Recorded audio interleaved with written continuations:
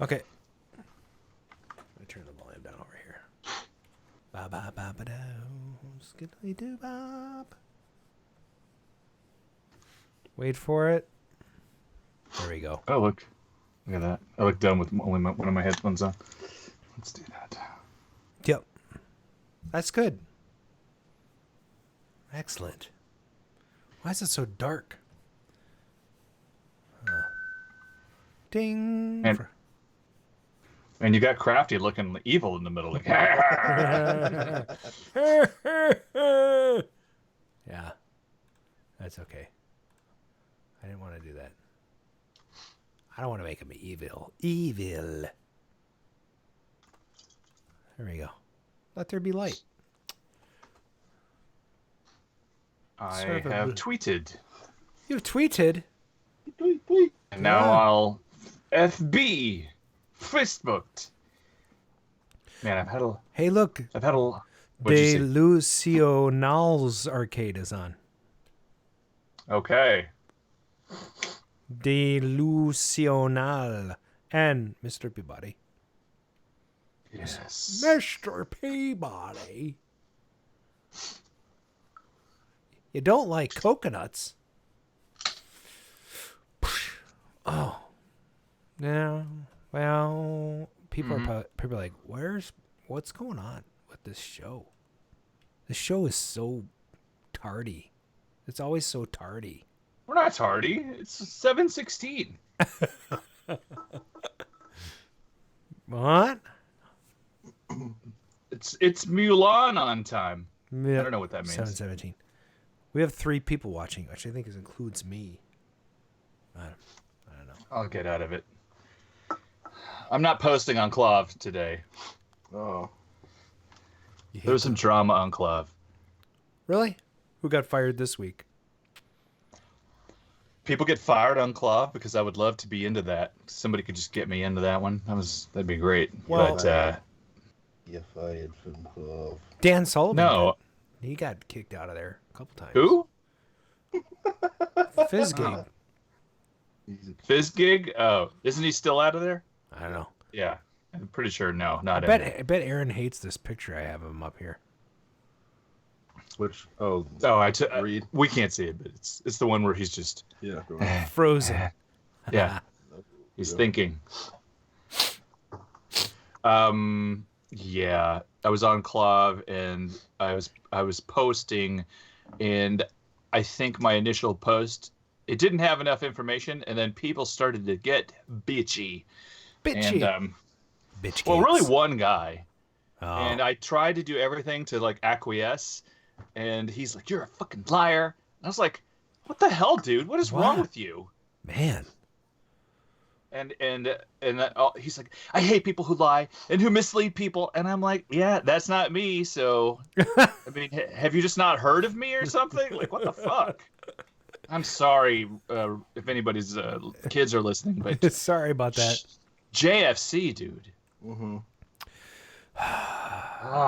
And then I asked Tombo to look, and then he made everybody shut up, and it was awesome. Like, that never happens.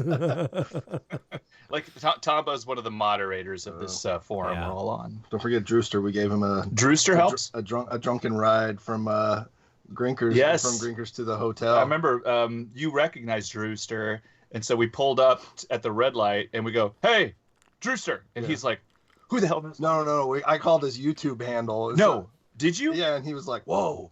Like, I got recognized in the streets. But wait, what's his YouTube handle again? I can't remember. It's something. The something Drew or something. Yeah. So he liked that. Yeah.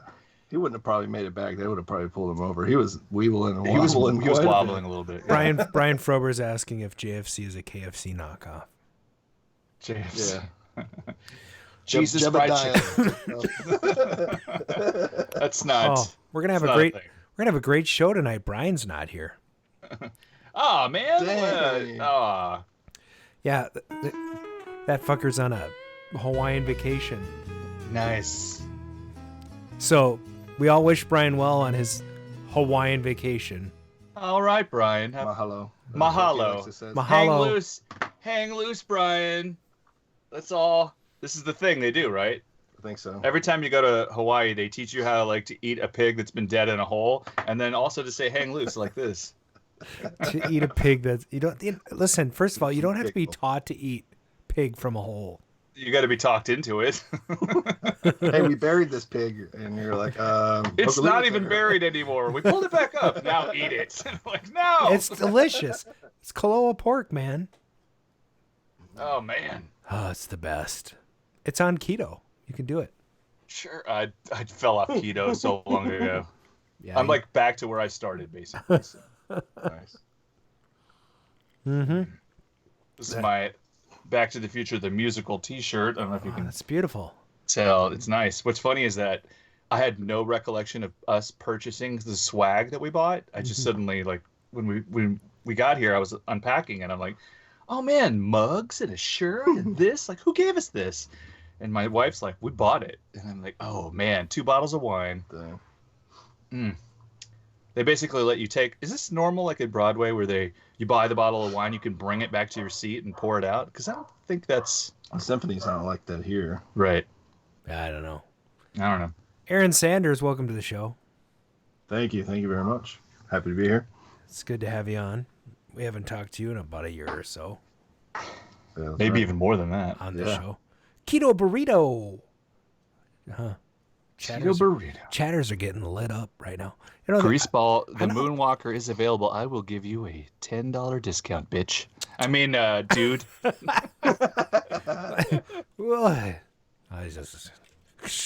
love Moonwalker. It's such a great... So Aaron just informed me that I've been doing it wrong, that you can't test a Moonwalker into a regular JAMA. Tell me exactly. I think there might be 2 versions of the Moonwalker. One was a JAMA, and one was the System 16 pinout. Right. If it was a System 16 pinout and you hook it into a regular JAMA, it shouldn't power up correctly. I had that with a Fantasy Zone board a guy just gave me because he was like, it doesn't work. And then I hooked it up to my Sega 16 converter or whatever and fired right up. I was like, it works fine. I was like, how'd you hook it up? He goes, I put it in my JAMA cabinet. I was like, okay. And that's really weird. Like, I thought that this... Okay, I thought this was making weird noises. I thought that this switcher harness was no good. Actually, it had, I found out later, a piece of styrofoam inside of one of the connectors. So it had multiple problems. I didn't know how to check my Moonwalker, and then there was styrofoam in this. Which, by the way, I did not know there was styrofoam in it until today, because I was like, why didn't this work? Good times! Let me tell you why it didn't work. I am Captain Picard of the Starship Decrepit. Have you been watching? I have. Nice. I'm not caught up, though. I'm only on episode 5. Yeah, I haven't seen today's episode, so... We're talking about Star Trek Picard, everybody. CBS... Yep. Online or whatever it's called. Jamma, CBS Jamma, Access. Jamma. Yeah, Right. it's totally rad. Hey, Netropolis, welcome to the show. Greaseball, welcome to the show. Delusional, welcome to the show. Randall, welcome to the show. Brian Frober, welcome to the show. Mr. Peabody, welcome to the show. Nice. Should I keep doing that? I mean, you ran out of people. We should. So. Oh, crap. Yeah. We should probably do. Oh. It's not. Oh, it's past 7:23. We should. Yeah. I forgot. Okay, so ready for the intro? Okay. Ready. All right. Yeah. Yes. Live from KOIR Studios in Minneapolis, Minnesota, this is Arcade Radio. Hello, Commander. Computer reporting. Intruder alert, intruder alert. Beware, I live.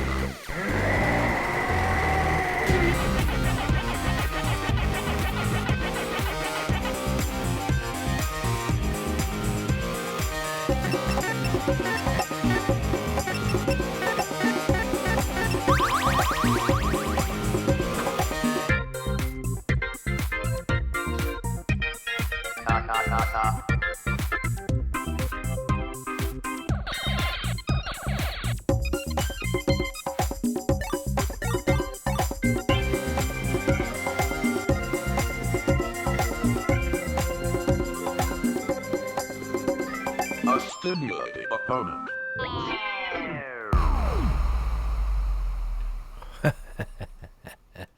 Yeah. Well done. Welcome to Season 4, Episode 11 of the Arcade Radio Podcast. Today is Thursday, March 5th, 2020. That's in the future. And the time is approximately now 7:25 p.m. Central. Thanks for joining us in the Arcadosphere. This is your host, Adam Stevington Jr. I'm joined by my co-host, Mr. Mark Time Runner Shields. And sitting in for our usual co-host, Brian, is Rockstar Arcader and actual Texas cowboy. Please give it up for Aaron Arcadeology Sanders at the Metrodome. And joining us later tonight, we're doubling down on our errands because we have with us, for his third appearance on the show, none other than the creator of his own line of test pattern generators, frequently updated FPGA-based arcade PCBs, known as the BitKit. Ladies and gentlemen, we will introduce to you later Mr. CraftyMech. So welcome to the show, guys. Hey, how's it going, Adam? Aaron! Stevenson? Long Mington? time no see. I haven't seen you since like October. Right? Yeah, it's been like a half a Breakfast. year now, right? Gee. Ugh. I miss October. Don't you? Yeah. I'm looking forward October to it right was now. great. They have a lot of beer during the October. It's nice. true. Oh God, that now I just want to go to Grinkfest or Grinkers. Actually, we should have our own fest. What if we had our arcade radio fest someplace? Arcade Radio Fest. Arcade I Fest. can't think of a better name. Arcade Fest. Where are we gonna do it? Beercade Fest? Oh, we can't do that. We'll get sued, right? The Beercade. Double R Fest. Barcade. No, Beercade we can do. Barcade we can't. Oh. Beercade Radio. I think I own that domain actually. Nice. Oh yeah, we bought that like 3 years ago. Yeah, or I'm not joking. I think I actually owned Beercade Radio, and Starcade Radio. Because why the hell Nice. not, right? Gotta love that. Hey, what are you working on, Mark? Let me look at my notes here. Well, I just finished my Teenage Mutant Ninja Turtle repro. I mean, not repro, restore. I started off with an R. This is strong beer. And I put on green tea molding. I think it looks pretty hot, actually. And pretty happy with that. I bought a working 6-player X-Men PCB, which are very rare, I guess. I don't know. Have you ever found? If Brian was So- here, he'd say you have 2 of them. He does. Although Aaron has one and his board doesn't work. He usually borrows a working board from Brian. I bought it because I saw a good deal. And I was like, I got to buy it right now. And so I know Aaron needs one. So I feel like it's trade bait. Who's that little man? It's definitely trade bait. Is that trade bait Sam, the fireman? No, I don't know. That's weird. Oh, it's an Ewok? Okay. What's happening? Right. I need to get my elevator action, one of them at least, from the garage finished. It just needs. Hey, I love that. I love that movie. Oh, yeah. I made Aaron actually watch it. Was that Black? The Black Hole. Black Hole, right? Sounds like a porno. Oh, I'm old Bob, and I'm on that show. I'm old Bob. See, I got to finish painting my house, and I got a landscape, but that's not very boring. That is boring, actually. Oh yeah, I know that one. Who can forget his lips? That's what she said. What is happening here? Where's my car? Stewart, who's that? I don't know. I have a bunch of loose action figures. I used to have them at work, out in the open, and then my coworkers would make them all have sex, and I had to put them away. So Sounds like you worked with some pretty cool people. yeah, they were great. As a matter of fact, I ordered keys to lock them, and my coworkers are such adept jackasses that they took the extra copy of the key when I got the keys delivered, and I did not know this. So I thought, how are they getting in, And then they thought it was hilarious. Aaron Galswick, Stop making jokes. He got mad at me once because I don't like voicemail. I'm like, could you just send me an email or text me?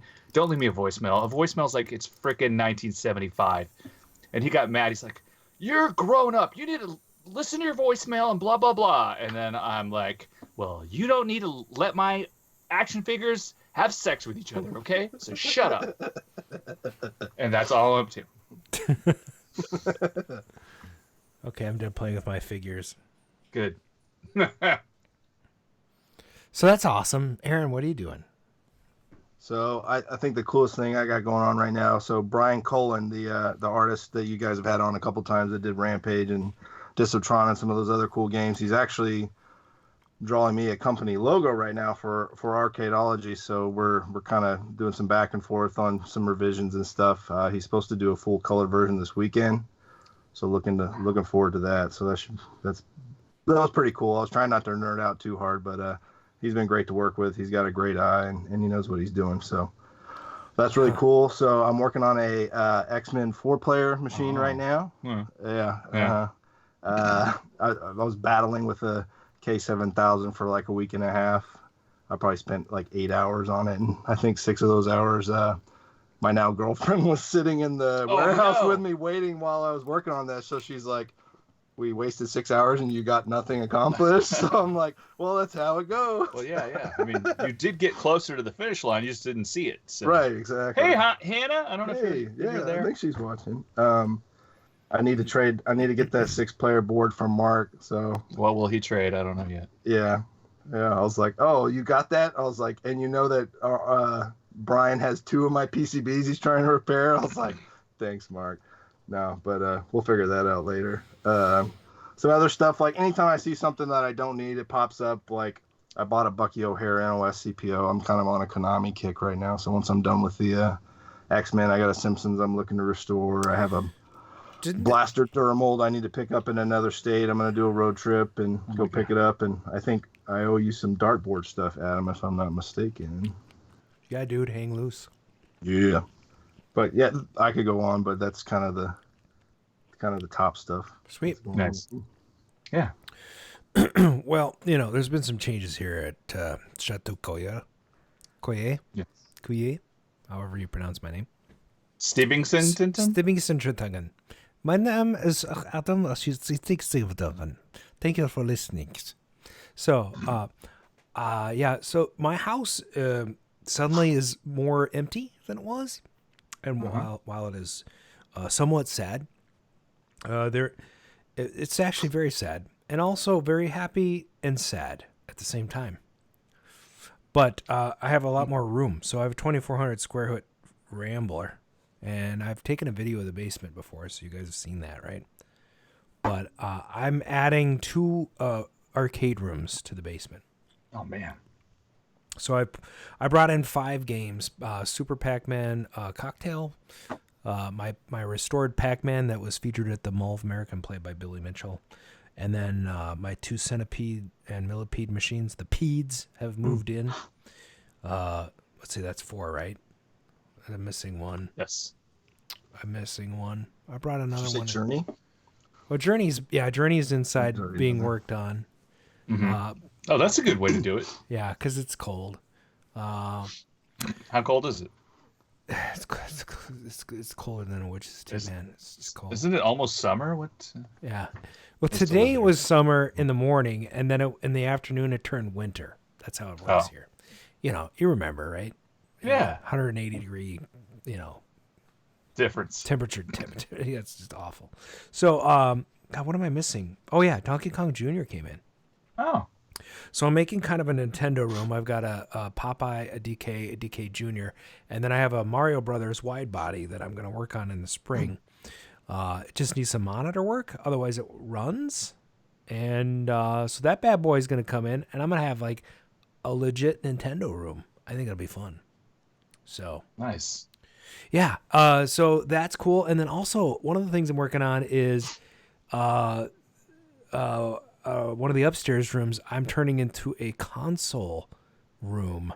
Oh. So I bought I didn't buy it. I got it for free, a 19-inch 1978 Mitsubishi. They used to call it MGA because of Mitsubishi Electronic, and I think they didn't want to have the Japanese stigma back in the 70s. Right. So it was called MGA.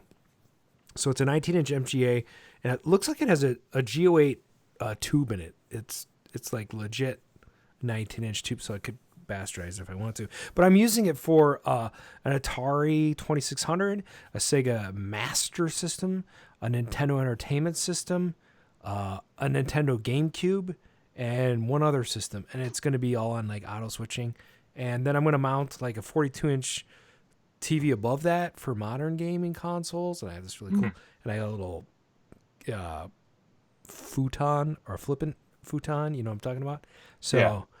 There's one behind me. It's kind of a cool two-person chair that you can sit and game with each other, you know, a la Shaun of the Dead. So, yeah, I think it'll be a lot of fun. So I'm putting that room together. Got the 2 extra arcade rooms. I bought a couple of home theater chairs that are all like LED lit and stuff. So that's all. It's all going to change. In about 2 months, I'm going to take a new video. So nice. Lots of work. Anything Alexa enabled, or are you just going to take it easy until you do that? Everything is. I actually just bought like 4 additional plugs. So every game has to have its own plug. So that's right. So then I had to buy some new power strips. I mean, it's going to be legit. It's a thing. I'm going to have like 31 games in the basement when I'm done. Wow. That's a lot of games in one house in the basement. I have like a 1,500 square foot house, and there are 35 games in here. So Jesus. Whatever, dude. So like I should start putting them in the living room and stuff. Oh, they're all in the living room, basically. That's awesome. The living room is the arcade room, and then there's another room that's a study. But You don't have them in the bedroom yet, do you? only this room has a cabaret back here, the Satan's Hollow. That's Dude, it. Randy Gelking says he got a 37-inch TV for free delivered. Oh my gosh, those Delivered? They're so heavy. It's like Those are like the worst. It's like a need giant a glass buddy. tube. It's amazing. Hey, chatters, tell us what's your favorite gaming TV and the brand. My favorite's a Sega, or not a Sega. It's a Sony Wega. My second favorite is my Samsung 20-inch. Mm-hmm. And then, but I really like this Mitsubishi TV, even though it's so old. I had to use our RF converter. It's pretty freaking cool. Nice. You know, I have an RF converter in here somewhere. I think the coolest one I have like a Magnavox 25-inch. It's wood grain. Oh yeah. It's got 2 6x9s in it, so it's super loud, but it has all of the the adjustments for brightness and contrast and everything, and knobs on the front of it. So Yeah, it's super mine too. easy to dial in. Yeah, Probably the same vintage. probably so. Nice. Yeah. Mine. The model number is a CS 1995. No relation to the year. Hey. Oh my God. You know what? My God. Oh, I'm just. That's what I was Brian just Fope remember. just said. That's exactly right. What? Well, I don't know what to Yeah? do. We should probably segue into the news.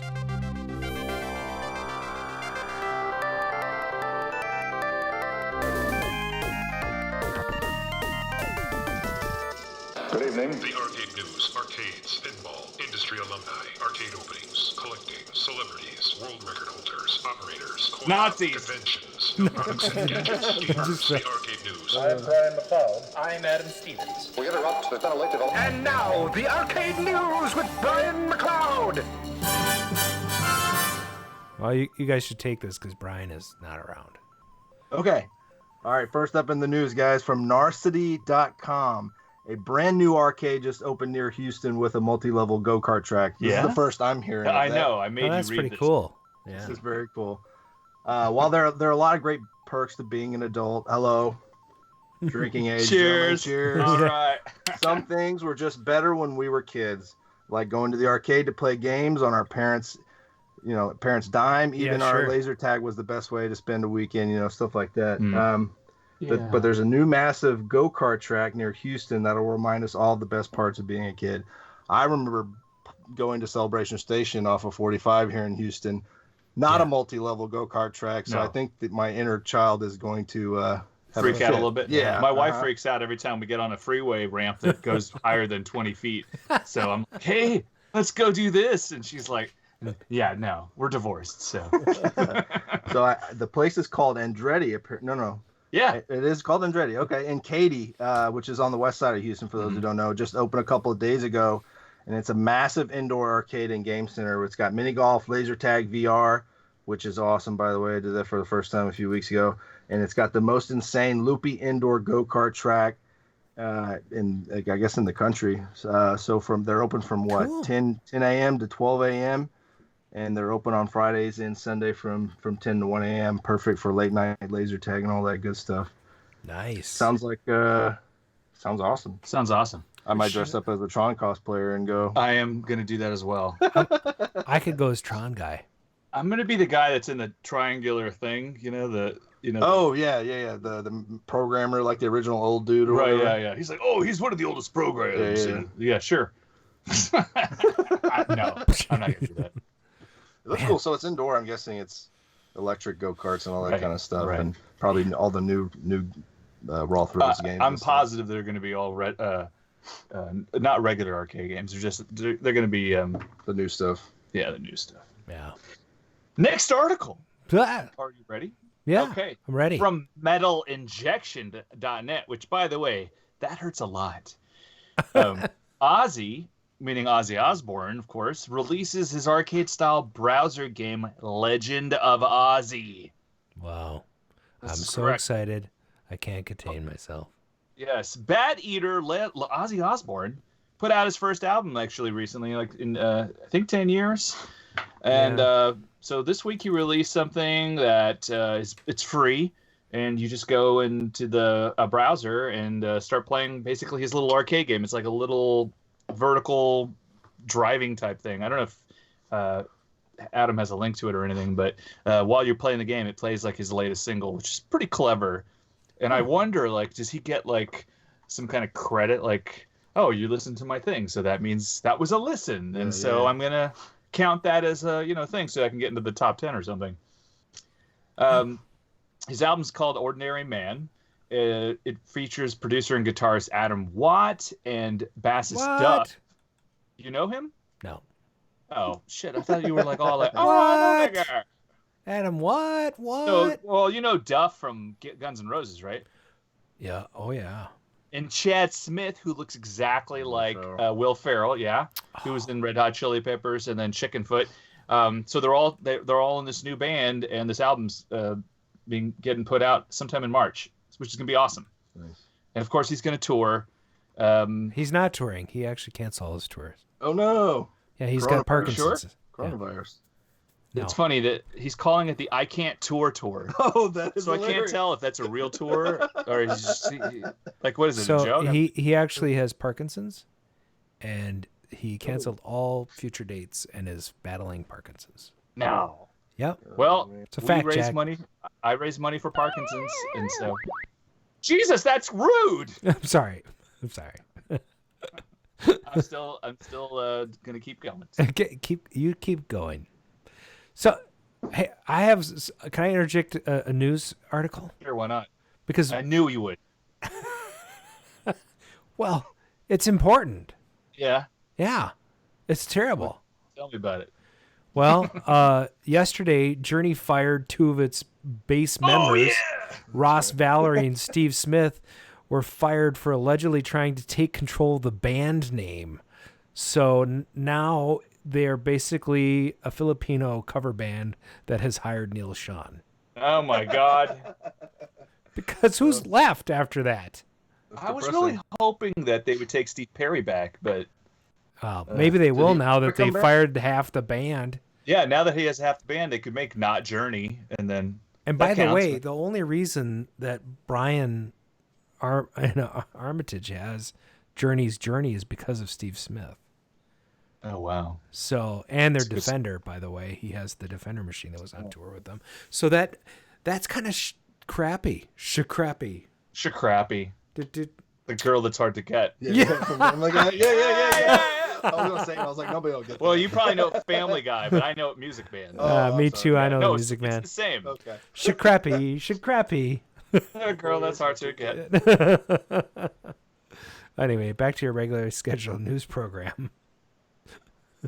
Yeah, I'll read this last one. Okay. From Game Freak 365, Missile Command Recharged is a modern take on Atari's arcade classic. Even though I've not seen it, but I'm going to take their word for it, right? Yeah. It's a reimagining, of course, of the original game, built from the ground up for mobile devices, so there won't be any emulation. Not that there's anything wrong with that. There won't also be any FPGA, but we'll get into that later. Players must defend their base from an endless barrage of missiles and launch counter missiles. It aims to invigorate the storied Missile Command IP, intellectual property. Storied, is that just what you say when it's old as shit? Is that the word? Okay. Who was that guy? He did a lot of stuff, right? Oh, yeah. Dude. Who was that actor? Shapoopy? The Shapoopy guy. Well, Who's the Shapoopy guy? Let me give you a hint. He was in The Love Bug. Yes. His name, I can't Buddy? think of his name. Buddy. What is it? Buddy Ebsen? Nope. No. Buddy Hackett. Buddy Hackett, right? Yeah, He used to be on The Tonight Show all the time. Yeah, he's great. Johnny Carson loved him. Yeah, he'd been like Don Ho. He was classic. Okay, so back to Missile Command. Bubble. Okay, go ahead. You'll expect the same missile-destroying gameplay. It's a perfect pick-up-and-play title for short, high-intensity gameplay sessions, which means, for people who just don't I'm doing play sound for effects. too long. Yeah.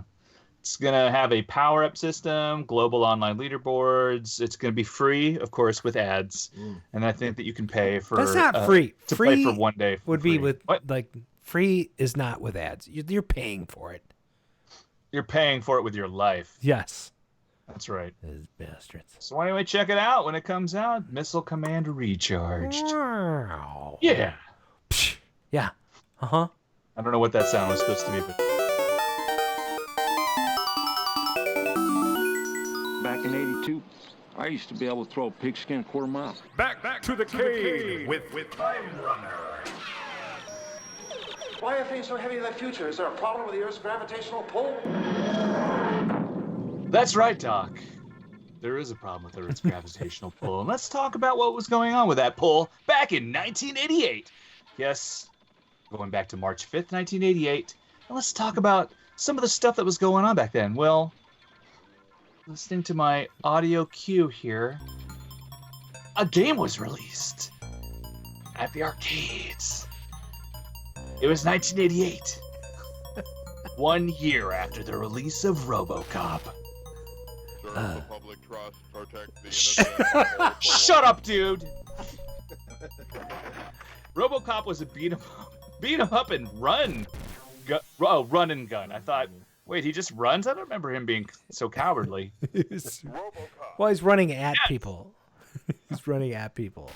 Developed and published by Data East.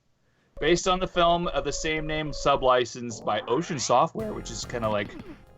Those guys were smart. Back when Robocop was still in the script stage, they got the license because they were like, "This is gonna be great." Nice. Yeah. I've never played the game. Have you played it, Adam, or you said it sucked? Yeah, it's okay. It's a side-scrolling platformer along the lines of something like TMNT or so it's actually pretty fun. What do they mean by run and gun? Well, you just run on the platforms and you have a gun and you shoot stuff. Actually, he punches things a lot. He's a big puncher. Okay. Which is weird because in the movie he has like a giant gun. He gets the gun very shortly in the game and starts. Barely ever punches anybody. Yeah. You can hear him shooting stuff right now. Just shoot. Yeah. So that's. Aaron has never seen the movie RoboCop. What? What? No. Well, now it would be lost on you because it's. He was 3 when it came out, so I guess that's kind of an excuse. Well, it's even if he had seen it when he was like 7 or 8, it might have seemed kind of cheesy because there was a lot of stop motion in it. Oh. Yeah. But I mean, it was pretty cutting edge, and that the whole I'd buy that for $1. That comes from that movie. Yeah, so abstract. Do you know that? Wait, was there like a? So I just watched Avatar again last night. That thing that the guy gets in and it's like a bodysuit robot thing walking around. Is there that in Robocop 2 or no? No, but the Ed 209 that you see in the movie is shaped like that. Okay. There's just nobody in it. Okay. So Ed 209 was kind of like a retarded version of the Robocop. Hey, Okay. wait, Can I use the R word? I'm PC, sorry. I'm mentally handicapped. I No, thought it was no. 1988 again, so I just You can't say retarded on the air. no. I apologize. So I'm guessing I saw it, but it's just been a really long time. But that image came back into my brain all of a sudden for whatever reason. Yes, that's true. Yeah, at 2000, at 209, 2009. I don't know. Yeah. I think you should watch it. I mean, it's actually Peter, what's his head, right? Who was Peter Weller. Yeah. Who actually, they made some RoboCop commercials recently and had him do the voice for them. Yeah, he's which awesome. is awesome. I love him. He's Keep in going. one of the Star Trek movies, the new ones, and he was Buckaroo Banzai. So my favorite. I love Waiting that for a movie. sequel. Let's go. Yeah, they should totally. Even make now, this. I will take a bunch of old Buckaroo Banzai people, Yeah, I would love it. including Ellen Barkin. Oh, she would probably still be hot. I know. Yeah. Hey, let's, What do you want from me? I want to find out what's in the juke. Oh, what's in the juke?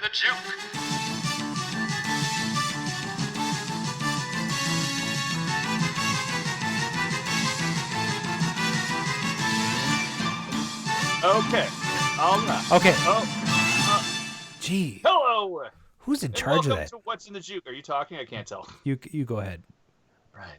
This is the game show where we take our listeners that are on the YouTube channel and subject them to just a few seconds of a song and hope to God they know the title and the artist. If you can guess the title, you will get a half. There you go. Yeah. If you guess the title and the artist, you're awarded with. Yeah. And then, if you can't figure it out, fight over it, everybody.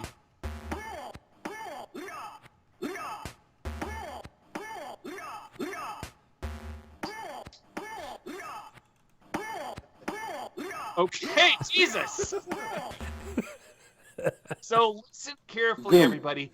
Every song is different, you know. Okay. Yes.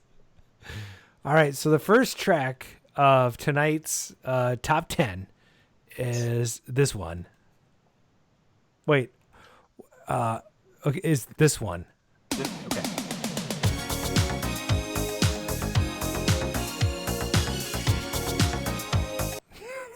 Okay. That's the first track. Sure. Is anybody going to get that in the chat? Should I play the clip again?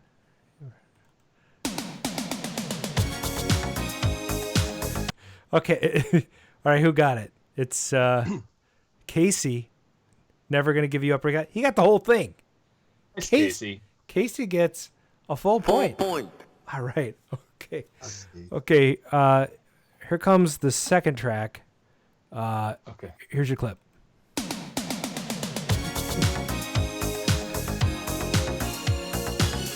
Wait. No. Not that. No. What? What? That's the second track. Oh, okay. Well, let me play the clip again. Oh.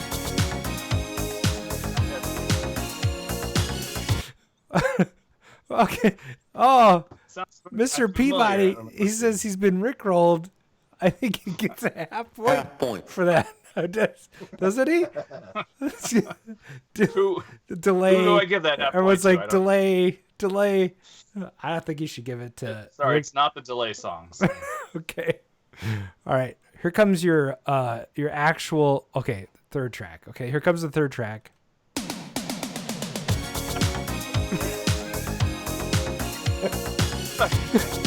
Seems very familiar. You're being naughty. Sorry, I just can't stop doing it. Okay, all right. Here, okay, legit. Here comes the second track. Yes. All right, here we go. Okay, legit. Here we go. Oh God! How dare you? Peter Cetera. Who's winning anyway? Just like Casey is still number one. Good. Okay. Did anyone actually get? Oh my God, Casey. Casey gets a full point. Full point. For Devilin's. No, he doesn't. Brian gets half a point. Half point. Brian Frober, in excess is He did correct. that. That's amazing. That they did that. This is amazing. Okay. So this is the third one we're on now.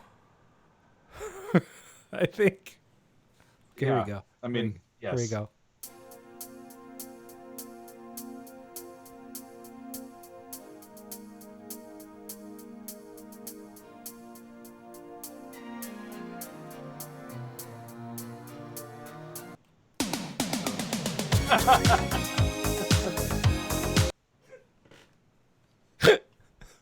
We're gonna get banned.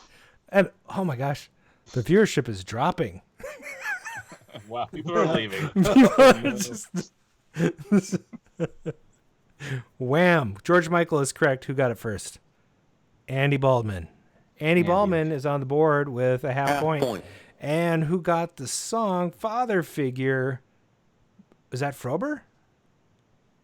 Yeah, Brian Frober. Half point. All right, Brian in the lead. Casey though got he's a point and a half, right? We gave him because he was able to recognize that special song. But I get it. You're right. Yeah, he got Casey and Devil Brian are Inside tied. and In Excess. He got the name of the song in the last one, so he should have a point and a half. All right. Okay. All right. Let's cut out the shenanigans and get on to the next song. Number 4. Here we go.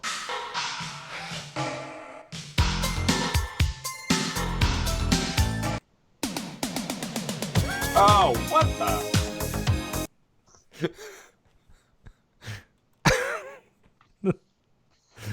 Okay.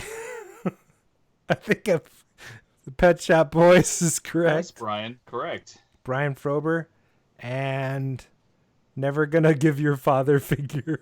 That's really fun. Someone give Andy Baldwin another half point for that. That was pretty funny. Okay. Seabart pulls into the lead, not the lead, but he pulls ahead. Okay, with a half point. What have I done? Was it? Have I done Justy? I think he was saying Dusty Springfield or whatever. Yeah. Yeah. Well, she was a co-singer. That's I will right. go with PS. Either one, I give a point, half point for.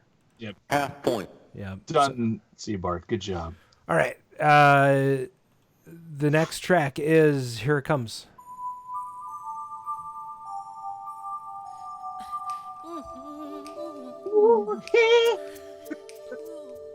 Moonwalker. Gonna make a change. Damn it!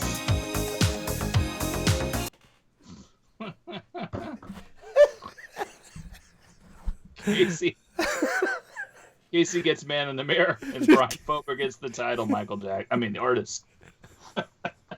Half point. Oh my God.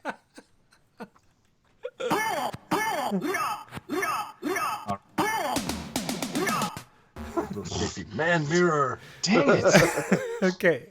This is the longest version of this song. We're halfway through the countdown. Number Halfway 6. through, 2 minutes.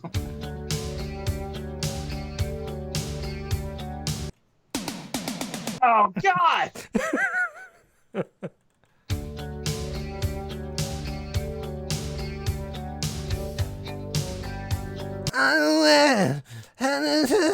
Hey, Casey, awesome. Jeez. Nice. Good. Half point. Hysteria by Def Leppard. Exactly. Half point. Yeah.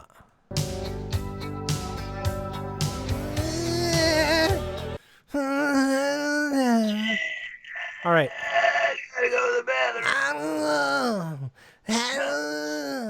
I like that song a lot. I did too. Actually, I love that album. I love Def Leppard for some reason. There's deep and glowing. What are they doing lately? Do they put out stuff, or are they broken up? What happened? No, they're together. They tour. It's Yeah. all good. They still have the one-armed drummer. You know, You one-arm bandit? Is that what you're gonna say? the one-armed bandit. Frito Bandito. I don't know what you're trying to say. I didn't kill my wife. Oh shit! What? I don't care. All right. Casey's They Are Amazing live, even these days. I would love to see them.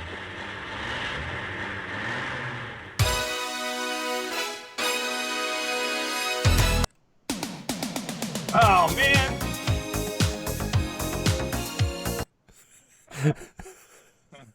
It's like white noise plays over the song when you do that. I don't even know.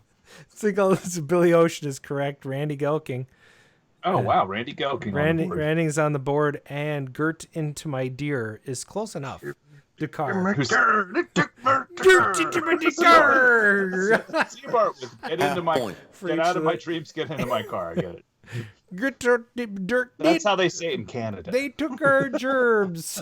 Get my car and I have free health care.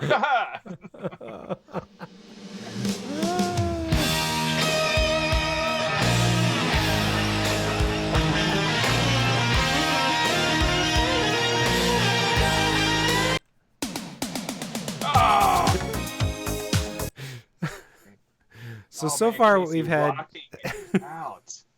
Angel Aerosmith. Bam! You got a whole point for him. Full point. All right, so Devil Inside, Father Figure, Never Gonna Give You Up. What have I done to deserve this? Pet Shop Boys with Dusty Springfield. Man in the Mirror by Michael Jackson. Hysteria, Def Leppard, and Get Out of My Dreams, Get Into My Car by Billy Ocean. And Angel by Aerosmith. And here comes your second to the last track for tonight, and it is...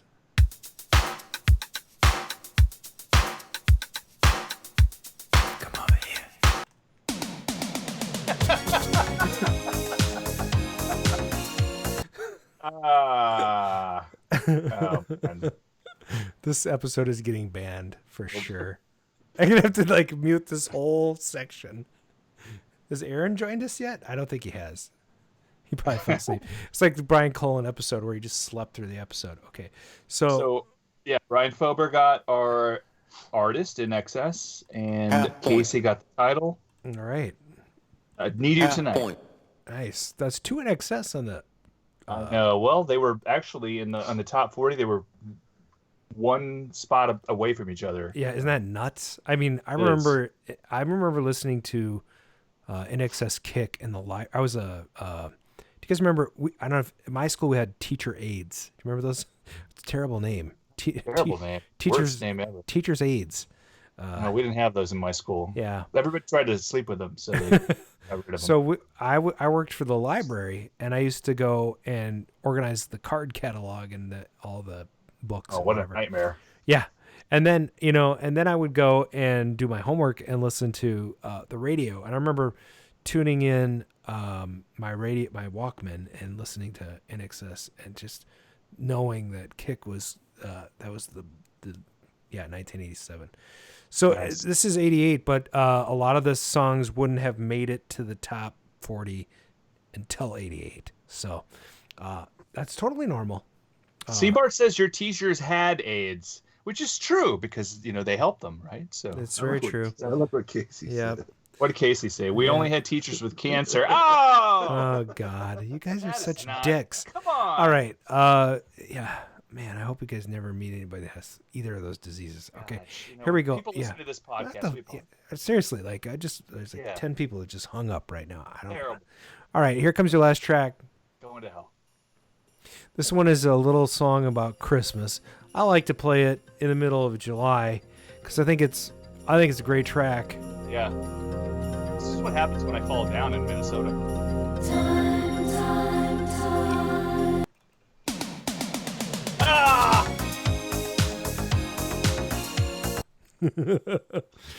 If I get banned for this episode, I'm gonna freaking dispute it, and I'm gonna make them listen to it until it gets back on the air. And tonight, if you have a chance, download it right after the show because I'm 100% sure we're getting banned. I'll download right away. That last track was Hazy Shade of Winter, and that was the Bagels. Yeah. Yeah. So Casey got the title. Randy got the band. Randall got the half point. All right. Artist. So this is the winner. Casey's the winner. Casey Relford. Love the guy. Love the wife. Good job, guys. Excellent. Thanks for joining the show. Good job, Casey. Right, and Aaron is not here, so we should probably try to dial that guy in. What do you think? Huh? Yeah, do we have voicemail? Is that what you're trying to say? Oh. Or do you want to have him join when we play the voicemail? Yeah, why don't you call him and let's let him listen. Should we to call that. him? Yeah, why not? There is a voicemail. Let me see if I can get. Okay, so add to the call. Yeah. Well,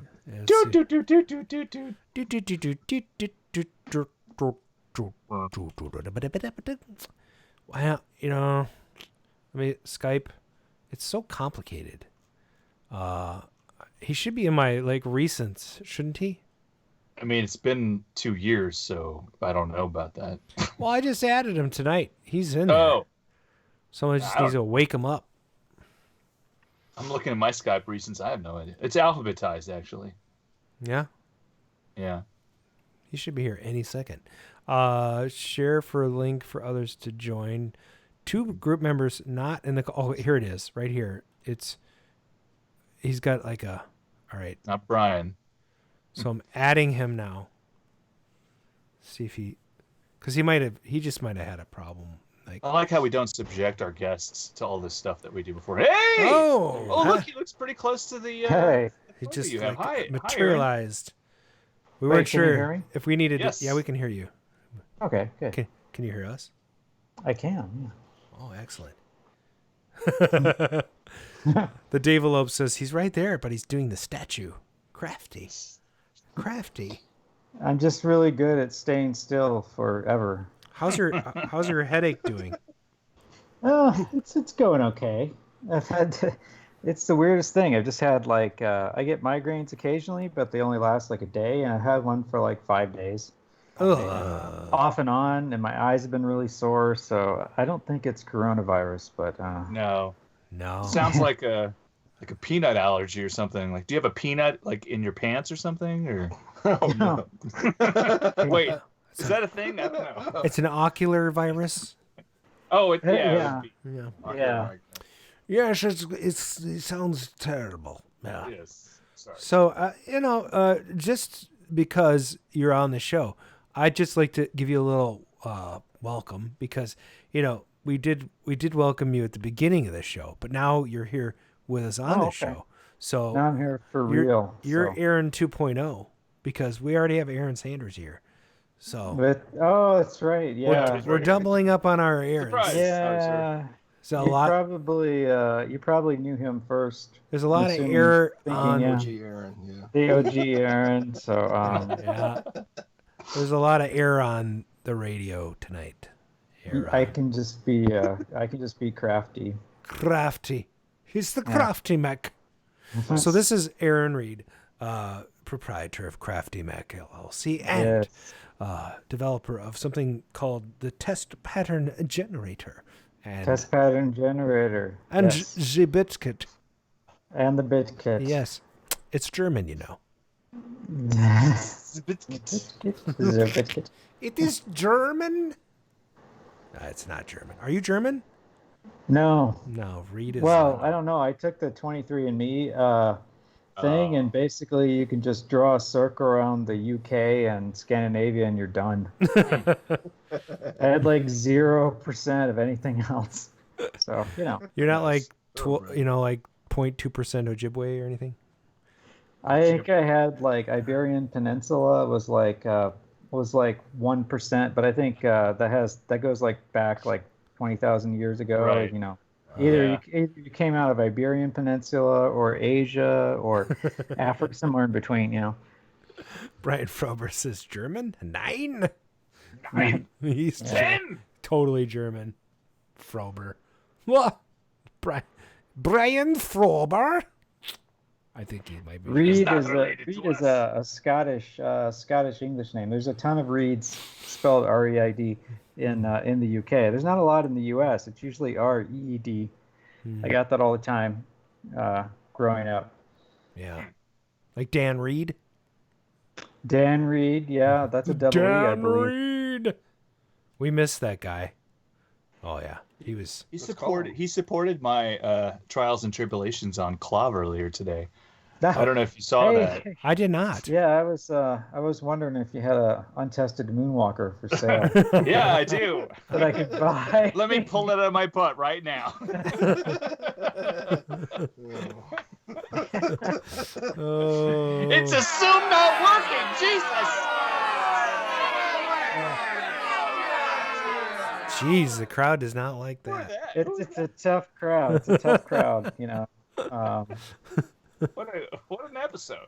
But that's why I got rid of pretty much all my PCBs. I still have 3 or 4 left that I can play in the Sega Blast City that's behind me. But I was also wanting to raise some money to pay some Uncle Sam bills, and that's the problem with being a contractor and then also selling things. You're like, I can just pay my taxes later, and then one day you have to. Yes. In October. Know the date. Oh yeah. Extension, pay now. So I just I sold a bunch of stuff, and I was like, I just want this stuff out of here. So I sold everything at like good prices, like bargain basement prices. Probably too good, but yeah. Well, I was young. I needed the money. That's right. Oh, all right. So I was thinking about that the other night. I don't know why I was thinking about Andrew Dice Clay. Because he had that's how he kind of built his comedy in the beginning. At least when I saw him as growing up, it was all the nursery rhymes. Like Little Boy Blue. He needed the money. Jack and Jill went up the hill, each with $1.25. Jill came down with $2.50. It's still gold. It's still gold. Andrew Dice Clay. Oh man, I haven't thought about that guy in a long time. His comedy cannot work today. Just, no way. Yeah. I mean, it works for me. Of the time, he was of that time. Sure. That kind of comedian. Yeah. Like Gallagher. Yeah. Well, Gallagher's a little bit timeless, right? I mean, he's a little bit racist, but otherwise, yeah. It's a little bit racist. See, I did not know that. Yeah, he hates watermelons. Oh, yeah. They're round. Beats the pulp out of those things. I don't know. Nobody likes round things like that. They had a Gallagher laser game at CAX a couple years ago. We tried to play it. It was the worst thing. The worst ever. game ever. It's like they only filmed like 4 minutes of video. Yeah. They're like, hey, here's that same 4 minutes again. I'm like, no. What kind of game is this? Like, it's super rare, but it's also super suck. Oh, that's funny. That is. Hey, Aaron, you're just in time for our call for tonight. Oh. We do have a voicemail. Should we listen to it? Here we go. Aaron. Thank you for calling 612-548-GAME. This is Arcade Radio. Please leave your message after the tone. Hey everybody, it's your buddy, Bob Zarzek, control panel expert and technician. Hey guys, I haven't dialed in a while. It's nice to finally hear some friendly voices there on the radio. Just wanted to update you a little bit. I've been trying to build up a resistance to this new coronavirus. And, it's really hard because you basically have to find somebody who already has it. And every time I ask somebody, they look at me and then they run away. It's really weird, Like, come on, just can't you touch my face or put your finger in my mouth? I mean, come on. What kind of world we living in where we can't just share that kind of stuff? You know what I'm saying? Anyway, I'd like to say hi to the two Aarons. I like, the letter A is one of my favorite letters. And mostly just because, usually you're at the beginning of the line. You don't really have a good joke for that one. That's all right. Anyway, I got to go now. I think I feel something coming on. Maybe I think I may have lucked out with that last dude outside of the airport. I'll update you next week, all right, you guys? You take care. Oh my God, that was good. One of the best ones. That was awesome. What the hell? What's happening to Aaron back there? He fell over during the call. Oh, I'm here. Yeah, no, you're not. You're totally not there. He's on the floor, I think. He's like, I'm here. Oh, there he is. There he is. I have a prop today. Okay. You have a prop. Okay, good. I have my little prop here. Yes. Oh, yes. Oh. My little thing that's my next project that I'm working on. How much are those going to cost? Because I want one. don't know. I'm trying to keep it under $100. Oh, I'm in. Like I'm in. 75 to 100, somewhere in there. I'm but- totally in. Yeah. Yeah. 100's a good number.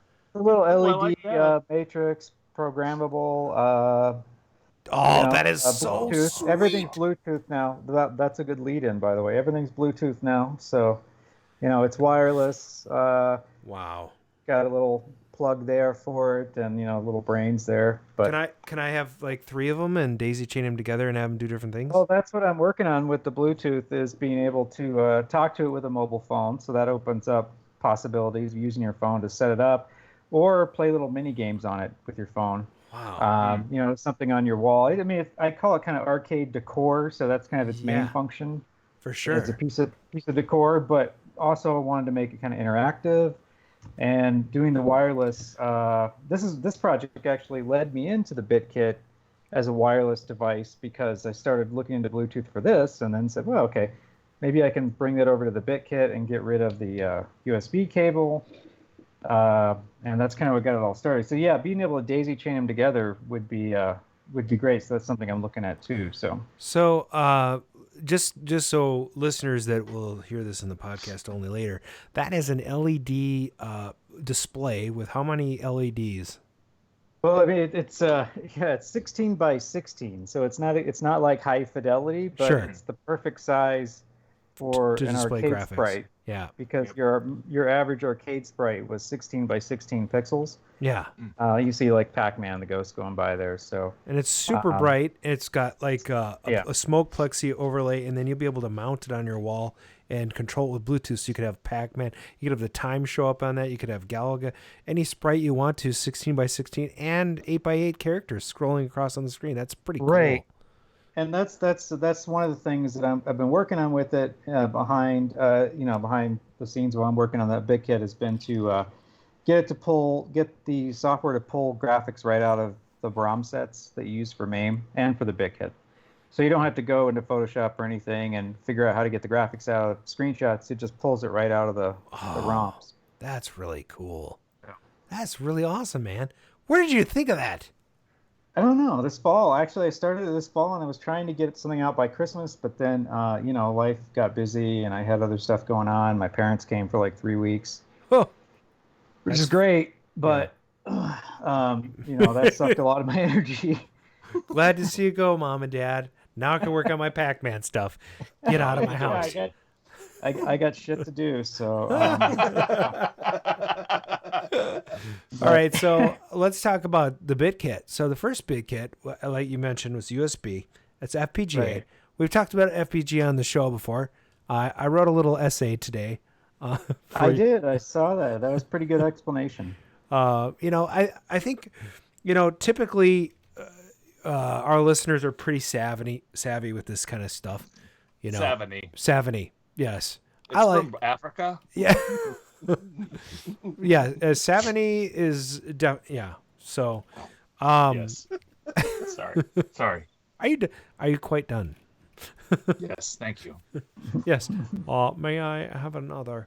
If anybody is interested, there's a Donkey Kong kill screen coming up. So okay. Good job. But anyway, the current BitKit supports the untested Moonwalker. Damn it!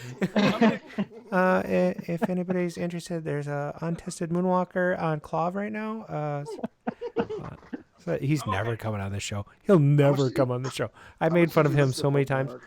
And I'm gonna make T-shirts too. Anyway, so the current BitKit. What the hell are you guys doing back there? Are you done? Are you quite done? All right. So, the current BitKit supports Eyes, Mr. TNT, Agor, Piranha, Titan, Super Cobra, Jump Bug, Scramble, Turtles, Amadar, The Glob, Beastie Feasty, Pango, Lizard Wizard. 32 games right now. Yeah, it's amazing. 32. It's pretty awesome. Well, 36 if you include 4 packed bootlegs. Right. And Crazy Kong is awesome, by the way. And Crazy Kong. Yeah, Crazy Kong's on there. A good, better version of Crazy Kong, thanks to one of my BitKit Kittians, BitHeads. Now, can you you're Germany, talking. Digimon, he did some color fixes to it, so it actually looks a lot closer to the real Kong.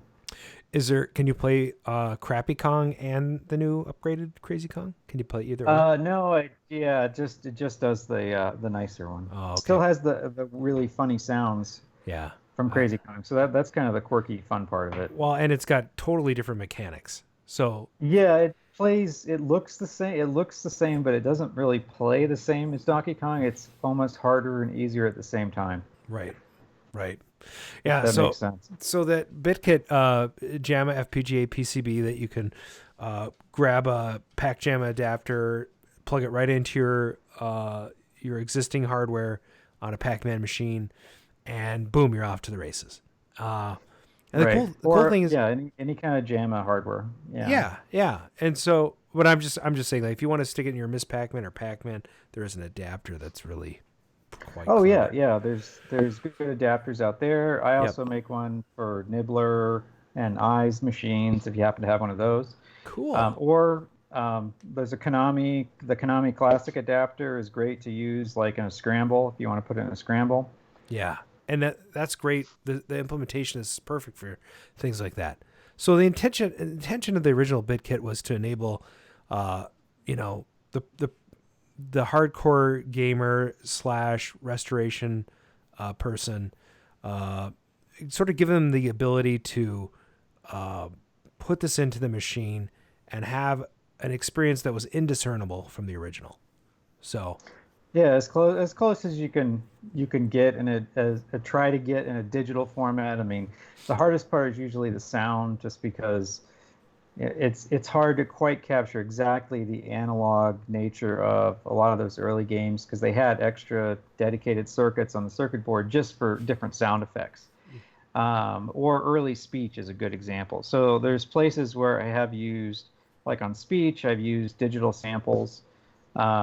Yeah, which actually it works great. It sounds good. J-Rock actually kind of pointed me in that direction just because when I was looking at his Qbert stuff, he had gone through the trouble to try to replicate the SC01. I can't remember the name of it, but it was a sound chip that Qbert used. And he had gotten it implemented in FPGA, but he just couldn't get it to sound quite right. So he ended up using digital samples for Qbert. And, it's that 99%. That's the goal. It's like 99% is about as good as you can get it in a reproduction like this. And that's kind of what I shoot for.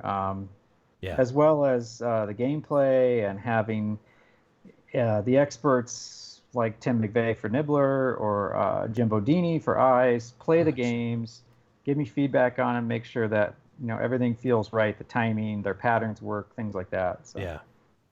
Well, and that's important, right? Because even though you are looking at schematics and emulating logic gates, memory, and processor speeds, there's probably little nuances that need to be tweaked here and there. Yeah, there's always little nuances, little things. They did little stuff on the hardware. A lot of it was asynchronous, meaning it didn't share a common clock. The CPU was on a single clock, but there were other elements of the circuitry that were just kind of timed off various signals. And the designer kind of knew that, well, these chips take this long to propagate, the data through this channel, so it's going to line up roughly at the same time. It's going to work. So there's things like that you have to work out in FPGA, because FPGA is so much faster. You have to make sure that your edges of all your events are happening when they're supposed to, and they're all lined up, and you don't have any kind of weirdness. So right, it's probably a little deeper tech dive than. Well, no, it's good, but that's good. We like the tech. We like the tech dive once in a while. Yeah, I love to dive. Now, you love to dive. Are we? So here we are. It is 2020. It is the future, and things are wireless. And so, what have you done, Aaron Reid? Well, I took two things for the BitKit. I took the USB off and replaced it with a Bluetooth module.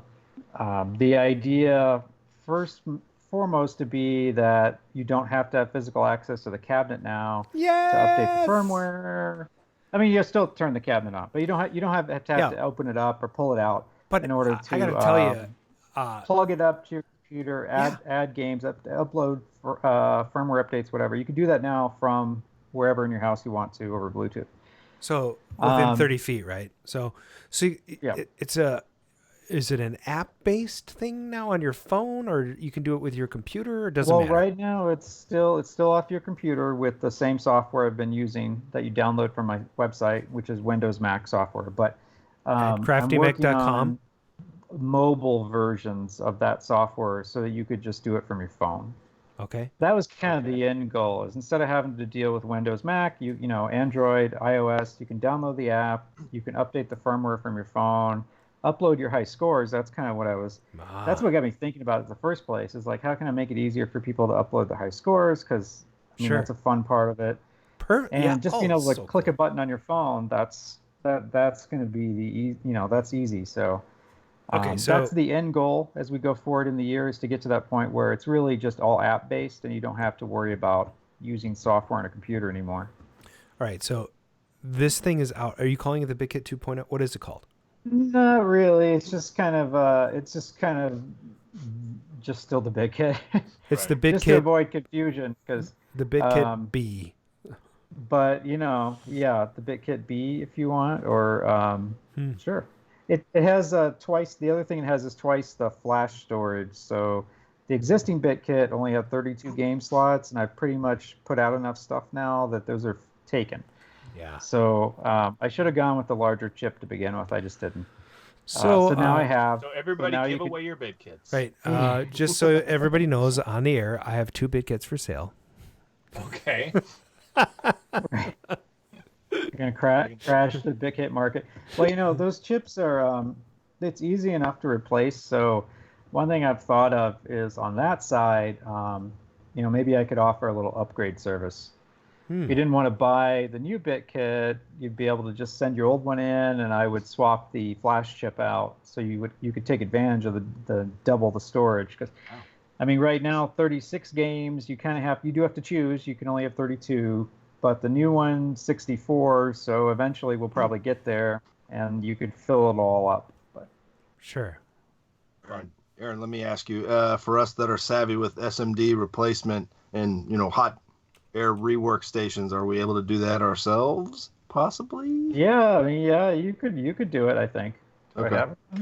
Well, I'll tell you, I don't have any SMD equipment, and I would be glad to wreck my BitKit. Because I would like when I was done with it, there would be like a giant glob, like a 25-cent quarter-size glob of solder right in the middle. It'd be really sad. I can't make myself big enough, but this is really hard to do. Okay, it's getting close. Yeah. It's not okay. It's not that one. No, not that big one. No, we're on the wrong side. Okay. It's that little chip right there on the top center. Yeah. With the U5. 8 leads or U11? Which one? U3. What is that? U5. Yeah, I knew it. U5. Legs. So that's not bad. That's easy. Yeah, I could totally do that. Yeah, so it's pretty. It's 8 little legs. It's SOIC, so it's not a really fine. It's not too fine a pin. What happens placement. What happens if you put like 128 in there? You can. It just won't do anything. Oh.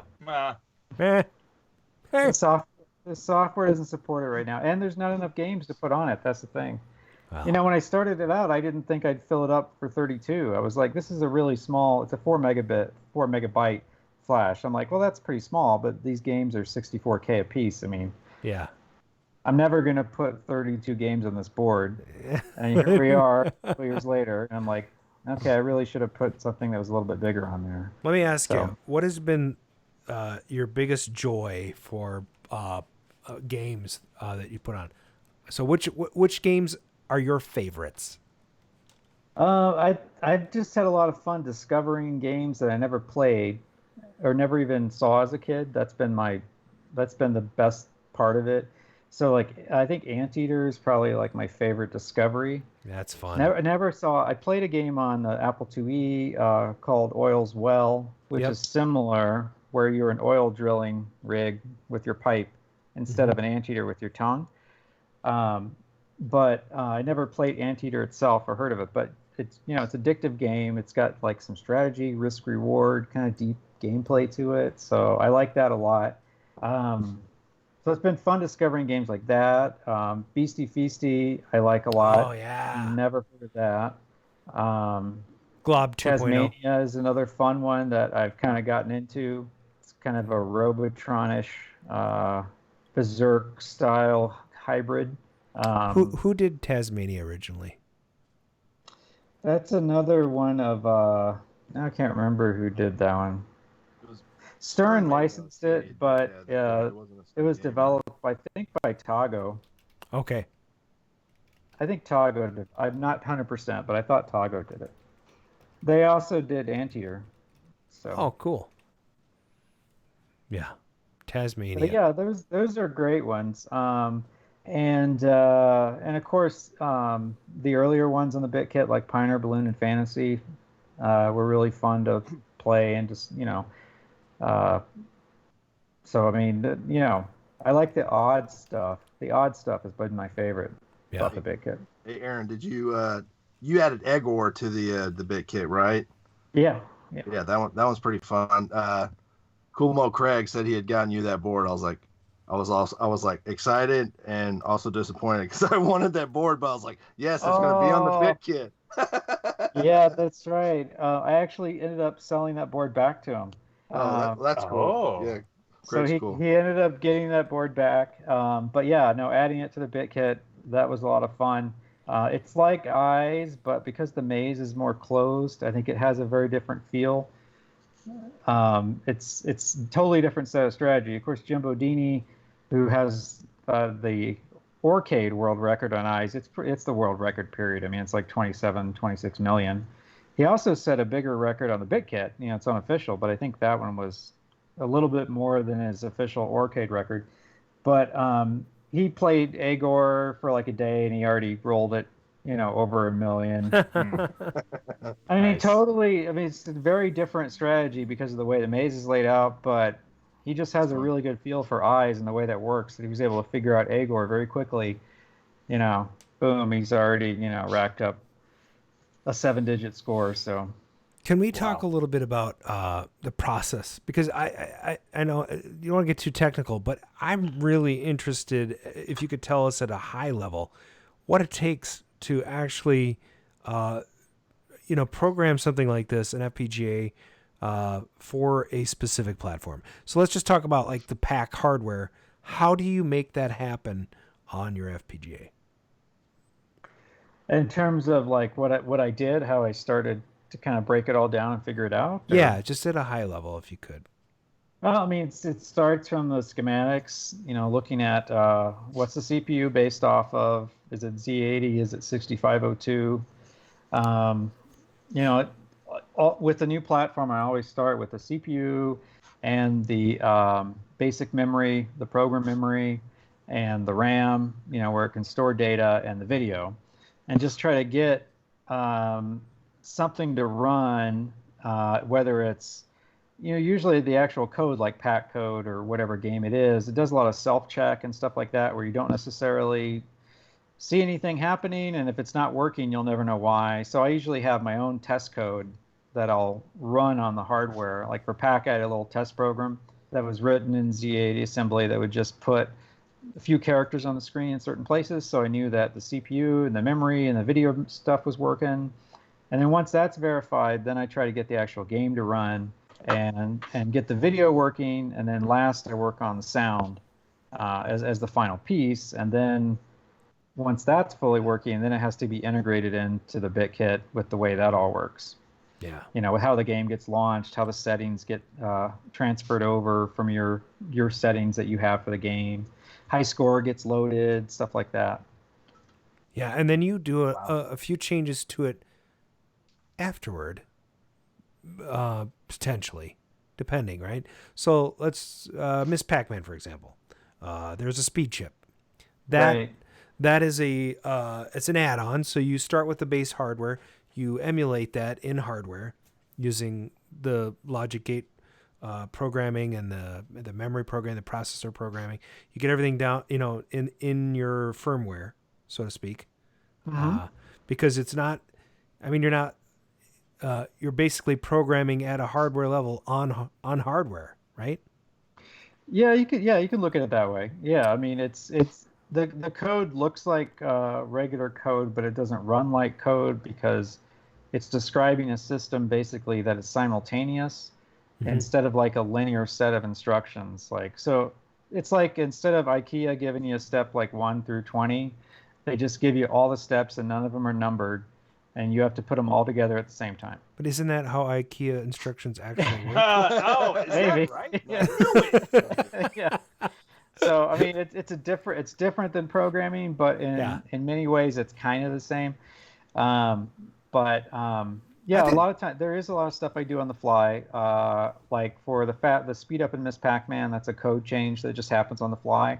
So in the FPGA, I can look for certain addresses in the program ROM, and when this address comes up, change that to this byte or this byte, and that's basically what like the speed chip would do. They just switch the ROM out, right? You know. Now for things like the Scramble Remix, when I have you played the Scramble Remix, by the way? Not yet. Ooh, no. Oh, you need to play it. You need to play it. Yes. Give it a try. Oh. Good. Will we love Scramble after we play it? Is that? I like Super You will. better, but they're the same game, right? It's kind of harder than the original Scramble, so you might like it less. Okay. Scramble's pretty hard. So. Yeah, but yeah, that was a case where there's stuff going on that I added to the hardware. So like I added a background flash that could be any color I wanted instead of just blue, which is what Scramble does. I made the maze when you're in the base, it disappears in sections.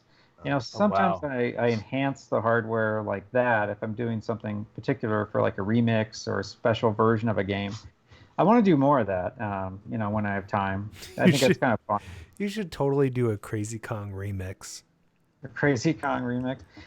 I mean, that's just do it like the Donkey Kong remix guy did. Yeah, well, you could talk to John. Probably he would help you. Make him do it. Just make. Actually, I'd just give it to him. Give him the code and just have you tell him you'll run it on the BitKit. It's the Donkey Kong code, but when they did that, they took the Donkey Kong code and they just tweaked it to run on, in this case, Scramble hardware.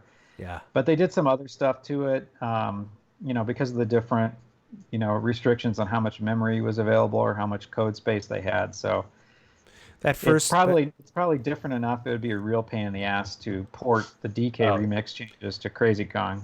I played at Grinkfest last year. I played Crazy Kong more than any of the other games.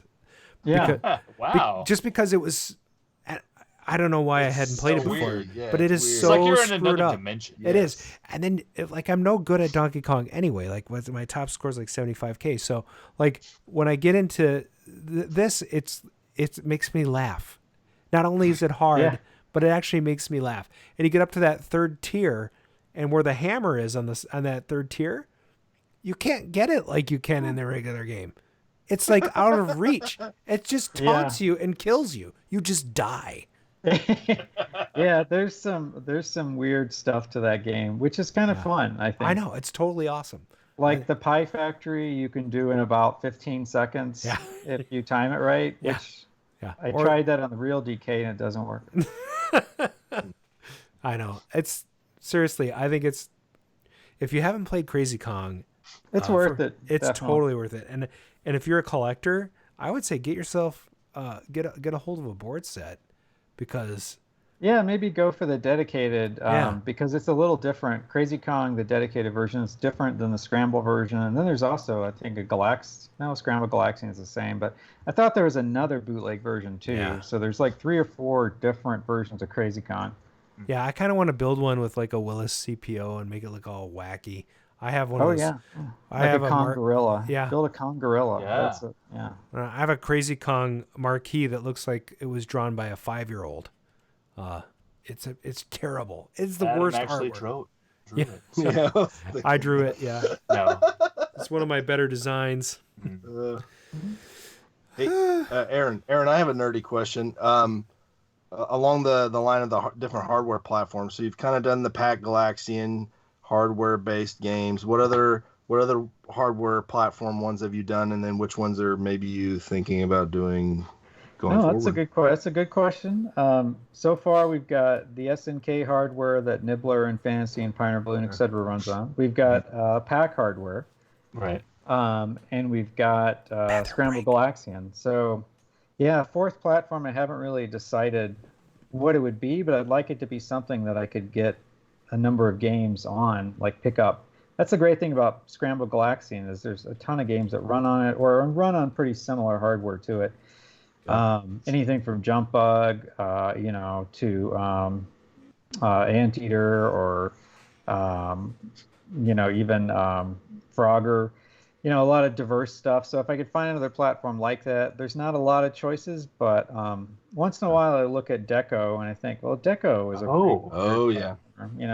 There's a lot that would be interesting. Yeah, there's a lot of dead Deco. Like I have a Deco Burger Time with the cassette thing. I know they have the multi-kits and stuff, but you have to revive the hardware. And to be honest, that's really low on my priority list. But those games are fun. So yeah, that would be a cool one. I know MCR hardware would be great. Oh my God, MCR hardware. Yeah, I think MCR would obviously be really good. And there's a couple people over the last few years who I've talked to just kind of here and there have said they've been working on it, and it just hasn't come out. It hasn't happened. So I don't know if that's still going on. I know that Adam had talked about working on that after Pole Position got released. Oh. So... Could you help him on that, please? Can I give you money to help him? I'd pay so much. I'd buy like 10 of them at this point, I think. Hey, I'm the one that keeps the interest list on Club. Yeah, put me down for 10. and there's another guy I've talked to too, who's he's another FPGA professional. So I mean, that's what Adam does for his job. Is he works with FPGA and ASIC technology, and there's another guy that does something similar who I've talked to on Facebook who said he's been working on it too, but it's a lot of work. I mean, anytime bringing something like this to market, even as more of a DIY project, like with the Cinematronic stuff that Toledo Flyer's been doing, it's a lot of work. I mean, somebody named Arcade Jason, maybe, I don't know. Yes. Oh yeah, I heard something like that too. I don't know. He's talking about it.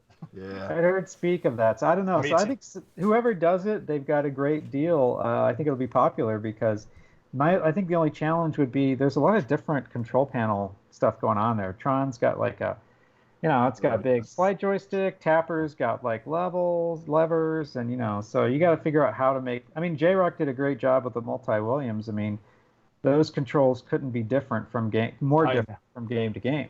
It's a savant type thing with him. Like how did you figure out what this was going to be? And it's amazing.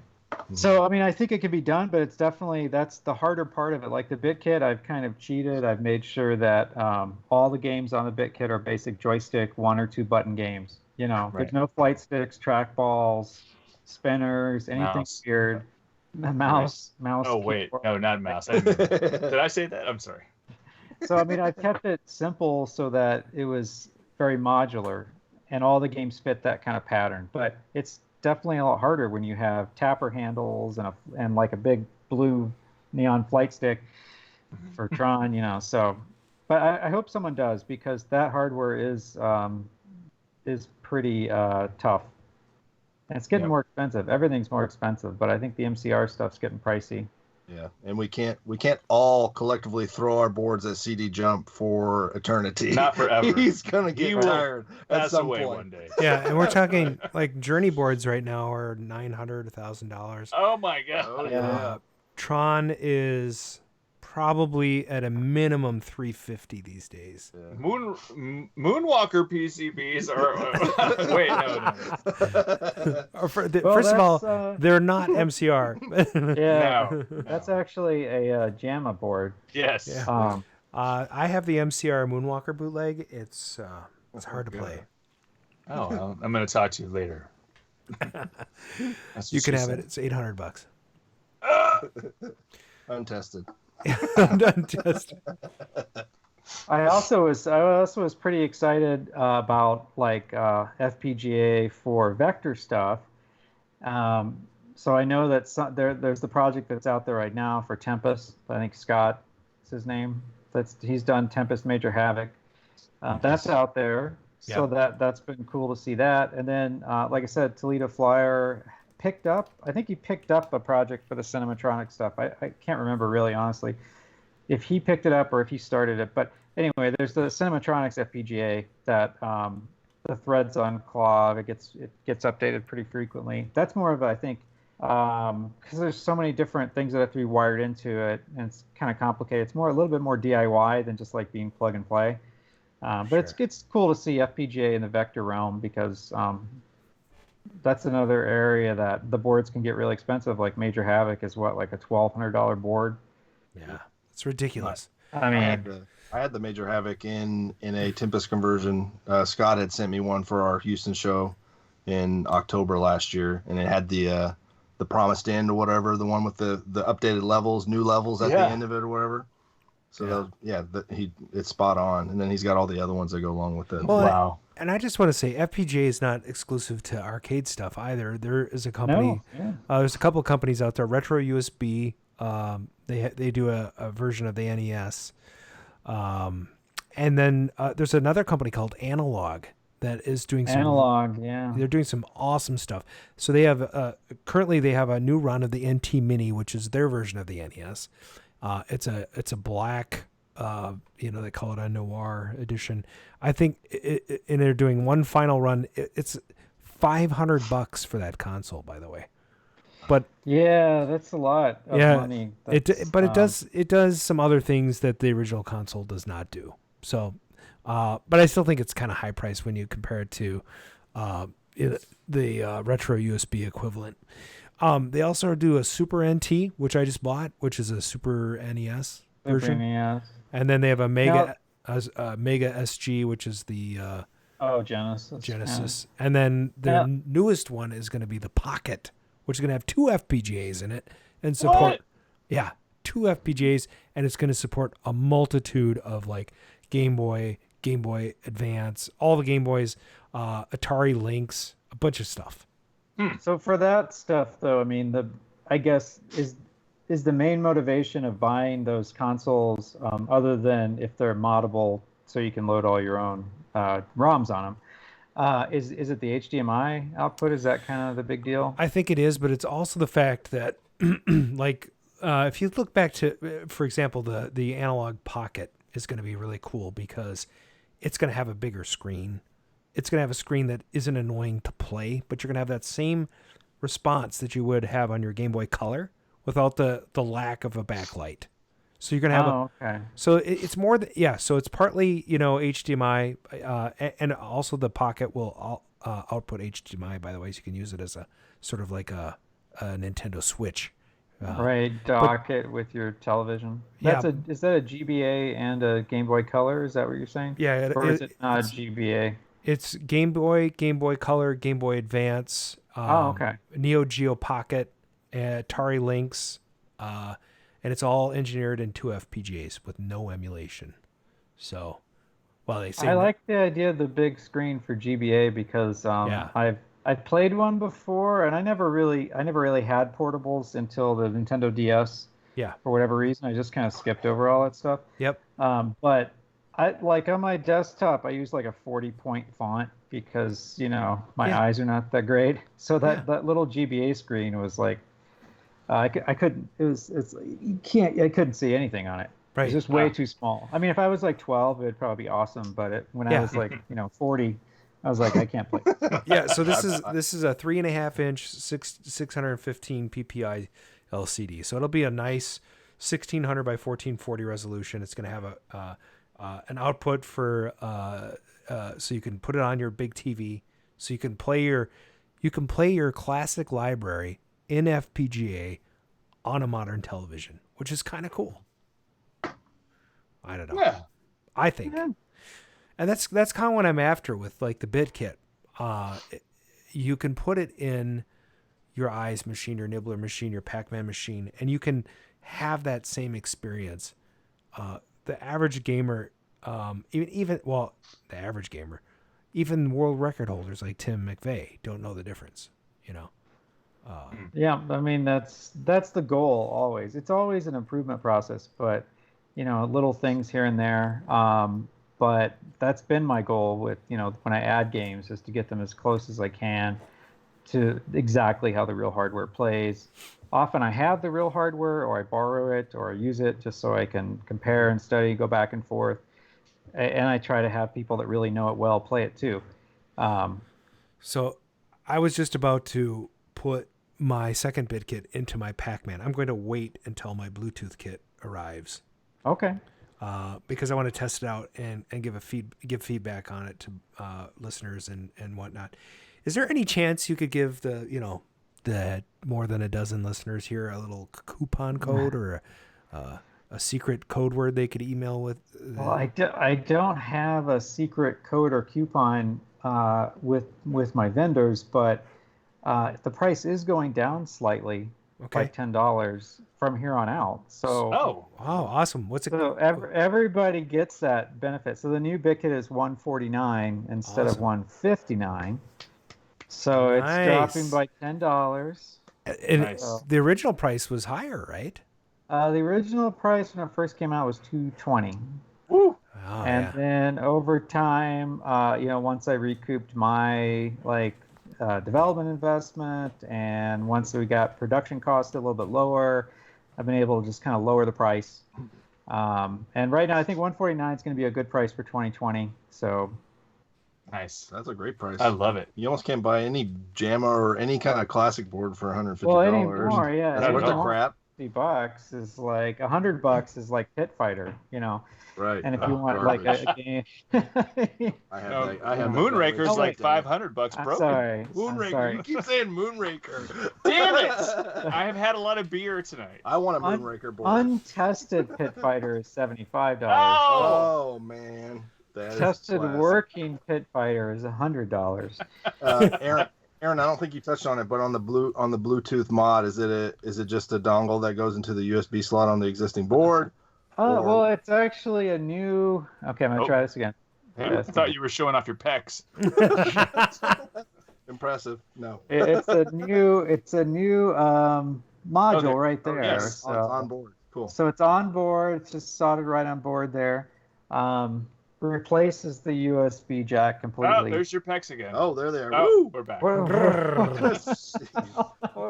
Aaron, does that Bluetooth board, does it include the higher capacity flash already, or what? It does. Yeah, Okay. the new version has the higher capacity flash and the Bluetooth module. So those are kind of the two upgrades. Otherwise, it's identical to the existing board, so they're totally compatible. There won't be different firmware for different boards or anything like that. The BitKit Manager software for the desktop figures out whether or not you have a USB or a Bluetooth one, or if you have one of each, you can just go back and forth. It can figure it out. So nice. Very cool. Tell our listeners. The $150 price, is that on that board, or is this a different module, different price? Oh no, the new version is the $149. Yeah. Wow. So are you going to drop the price of the old ones too?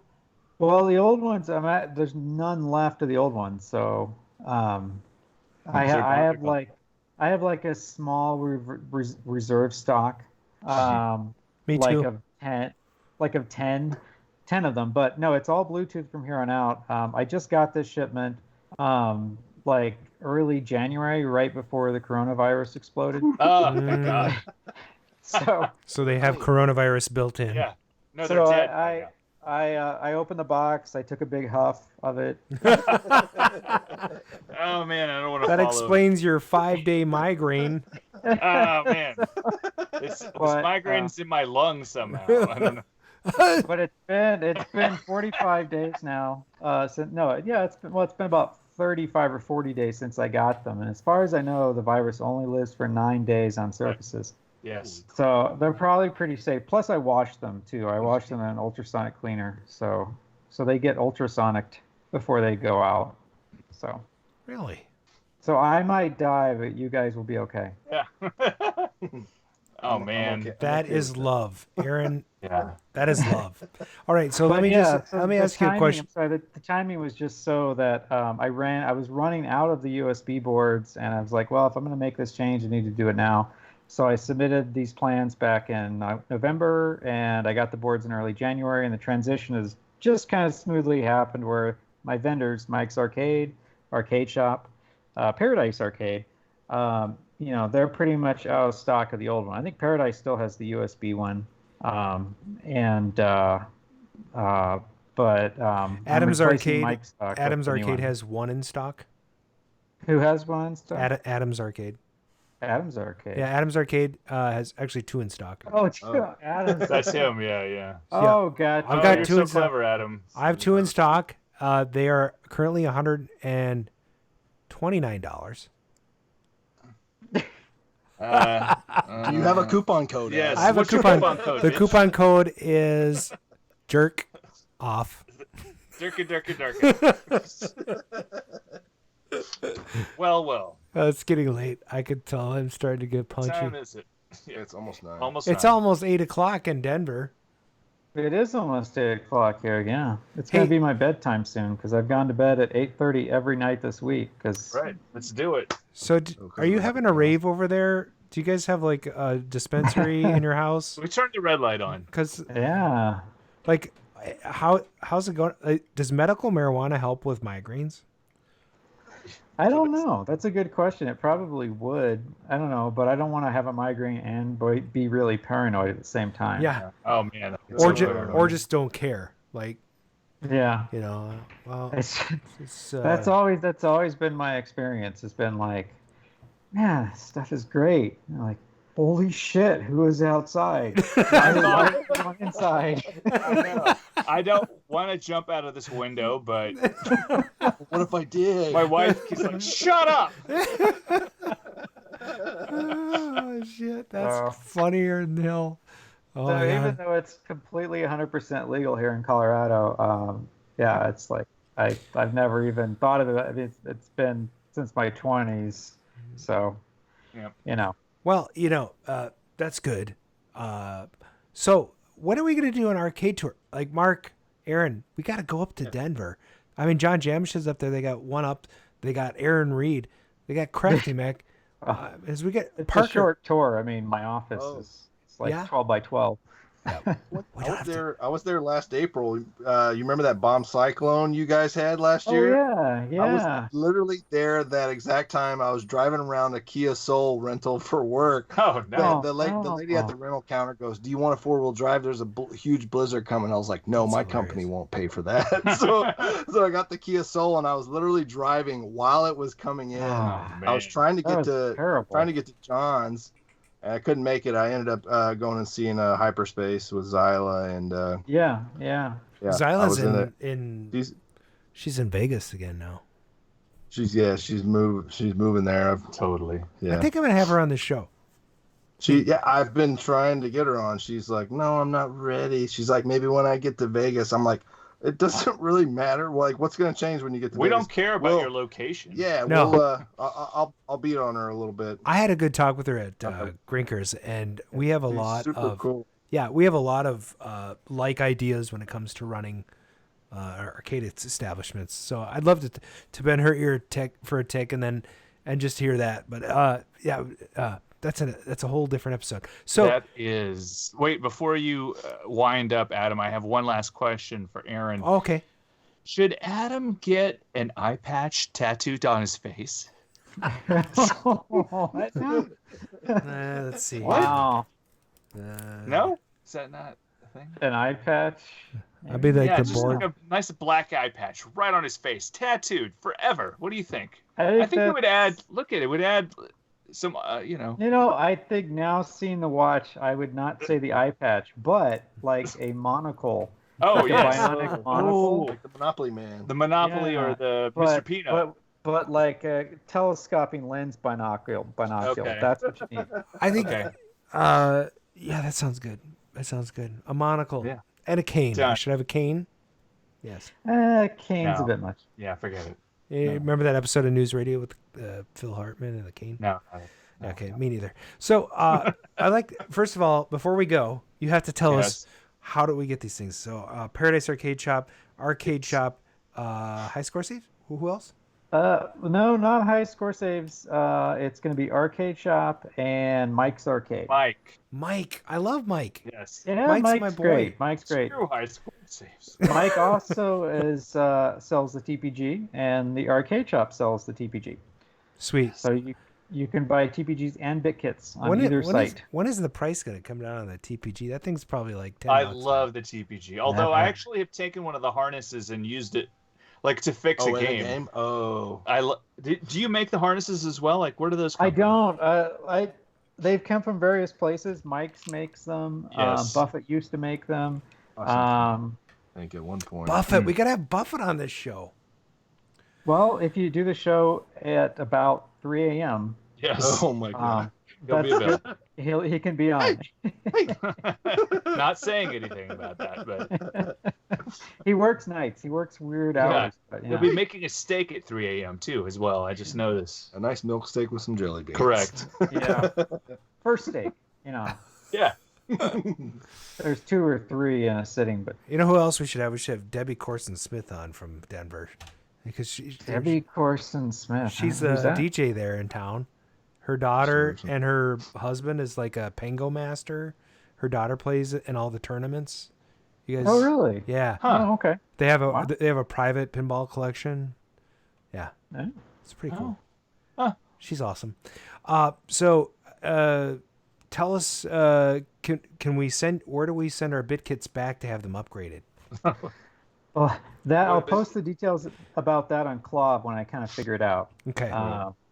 I want to do it so it's not too expensive.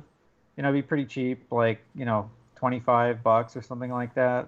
Just so I have a little bit of money for the time. I'd probably shouldn't say this, but I'd probably pay $50. Oh, okay. I would go 40, but that's pretty good. 50. So if you do 40 and include, if you do 50 and include shipping both ways. Yeah, I mean, it's 55. Something along those lines. 55. Yeah, I can't. I don't want to settle on it yet, but I want to make it cheap. So because I hate for people to be like, well, there's 40 games out now, but I can only put 32 of them on there, and I really want to put them all on there. Why did you put a small chip on the one that I bought? Yeah, I would never say that. Hey, Aaron, are you able to post the part number, like a DigiKey or Mauser part number for that flash chip if we want to do our own? Yeah, it's a regular. It's in fact that's where I originally sourced them for my prototype, so they should still be there. So yeah, I could definitely find it on DigiKey. And when I talk about this program, I'll post the part number too. It's a really easy chip to replace if you have either hot air gun or Chip Quick. If you've ever used Chip Quick, it's a slow melt. It's a low temperature solder that takes a little bit extra time to set up, so it stays liquid for like a second. So basically, you could touch it to all the legs and just kind of go around the chip until they're all kind of a little liquidy, and then you can just push the chip right off. So it's really handy for taking off little parts that are SMD that are really hard to get off otherwise. And then you just clean it up with a desolder solder sucker or like a Hakko desolder gun, and then you can solder the new chip on there. But I have a Hakko. I have a 301. It's so awesome. I do too. I can't reach it from here, but it's good. It's so funny. Like when I was first starting on the hobby, you get that stupid spring-loaded thing, right? And it never works. You have yours right. Oh, right. Yeah. And then you upgrade to the Radio Shack bulb, and that works pretty well. Because if you tried the spring-loaded one, that one literally does not suck. And then then you're like, okay, well, I want to buy a Hakko. There you go. I want to buy the Hakko 301, but it's like a gazillion dollars. So I'm going to buy this cheap IUA from China. Yeah. I got the. Oh, it sucks. Oh, you it's bastard! terrible. No, you did that. But it works. Yeah, it works. Those things are great. Yeah, they're worth their weight in gold. The problem with removing SMD parts with one of those is it doesn't quite really get underneath the leg. So it'll pull all the solder off, but the chip will still be there. And so it's really easy to force pads, to rip pads with SMD with a Hakko like that.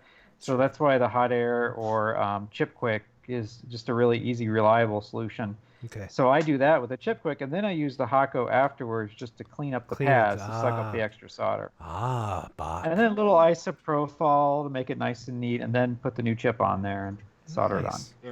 Aaron, that Chip Quick, it is it's not a flux, it's an actual solder, you said? Yeah, it's an actual solder. It's really it's expensive by weight compared to regular solder. So when you see it like on eBay or Amazon, it's this little tiny spool.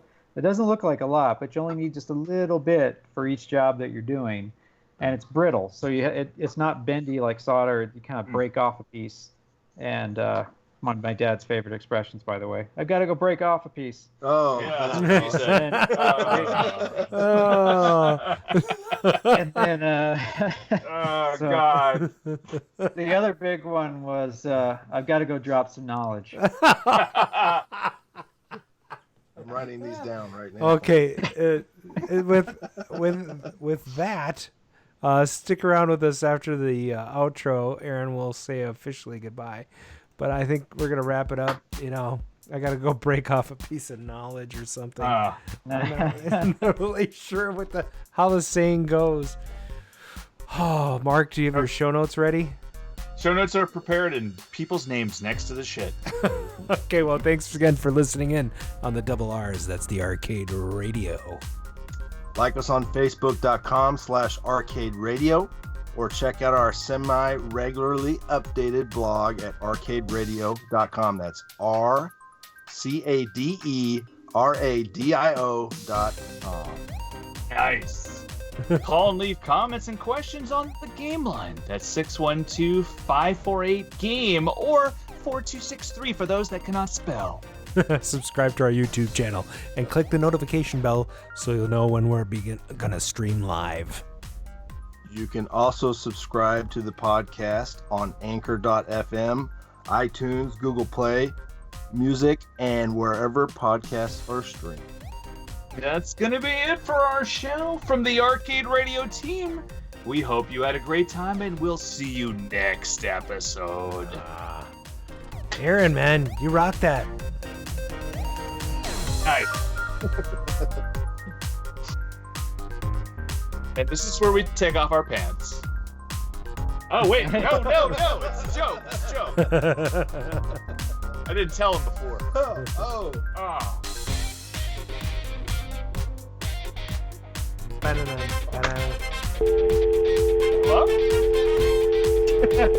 What's happening?